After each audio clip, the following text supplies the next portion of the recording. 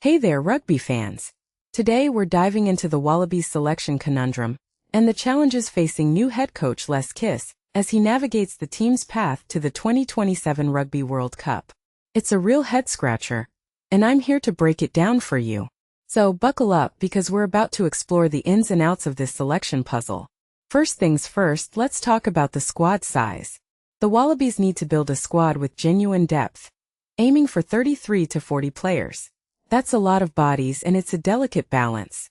They need to use these 18 test matches wisely to ensure players get the right exposure at the right time.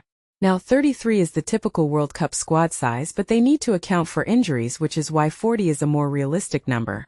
It's a tough call, but it's a necessary one. Now let's talk about the players. The Wallabies have 21 regular starters who can compete with the best in the world. But the rest of the squad? Well, they're inexperienced or not quite at the required standard. It's a real challenge for Kiss, who needs to reward informed players with more caps, while also not ignoring the experienced ones. Joe Schmidt had his strengths, but he didn't quite nail the selection. Kiss needs to optimize his selections, which means regular rotation in key positions. It's a fine line, and he can't afford to make the same mistakes as his predecessor. Now let's take a look at the team form. The Wallabies have had a mixed bag of results in their last 5 games. They've scored 26 tries, but their points difference is -25. It's a real roller coaster, and it's hard to pinpoint their strengths and weaknesses. But one thing is clear. Most fans would pick a similar starting 15, with some debate over positions. Angus Bell, Brandon Painga-Mosa, Alan Alalatoa, Nick Frost, Will Skelton, Rob Valiani, Fraser McRae, and Captain Harry Wilson are the core of the team. But who fills the remaining spots? Jeremy Williams or Josh Canham? That's the question. In the backs, Ryan Lonergan, Carter Gordon, Dylan Peach, Len Ikita, Joseph Akuso Swaliai, Max Jorgensen, and Tom Wright are the starting lineup. Mark Nawakanatawase is eligible but not yet in the squad. Samu Karivi could be a surprise package at 12, with Ikita moving to 13. And what about JS? Could he shift to the wing? It's a healthy debate, and there are some real question marks in the reserves. Now let's talk about the reserves. Taniela Tupou, Lukhan Salakaia-Loto, Tom Hooper, Tate McDermott, Ben Donaldson, and a few others are in the mix. But who's the genuine second option at hooker? Josh Nasser has been performing well, but Billy Pollard needs to find his form. And what about the loosehead prop? Isaac Ato-Kailia has been brought in to develop the young power player. Then there are the players demanding a starting spot. Josh Canham and Carlo Tizzano.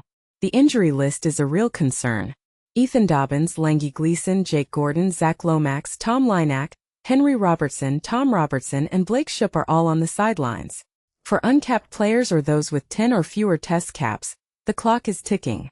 Will they be fit by the end of the season? It's a real uncertainty. Now let's talk about the bigger picture. The Wallabies have 7 tests in 2027 against tough opposition, including the All Blacks, South Africa, and Ireland.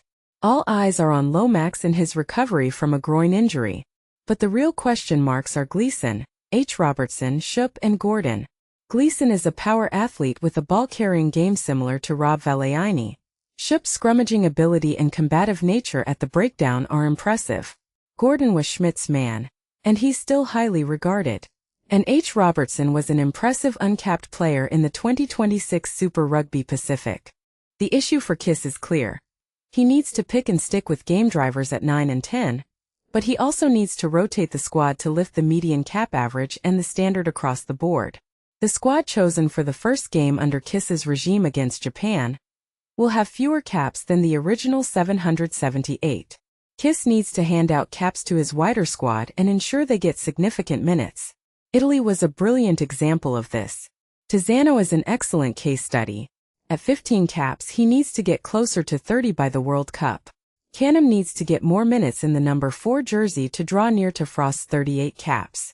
And excitement machines like Charlie Cale and Miles Amatisiro need to get minutes starting in the series against Japan. It's a real selection headache for Kiss. Now let's talk about overseas selection.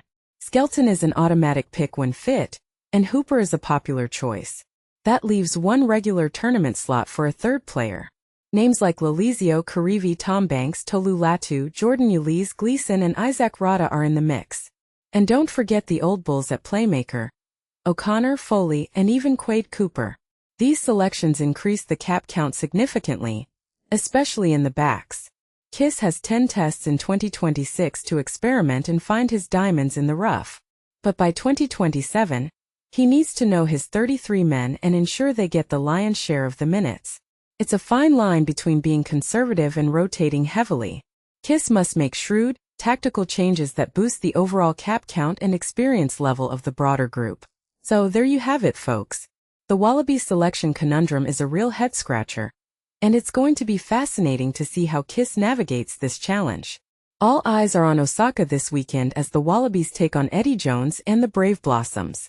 Stay tuned because this is going to be a wild ride.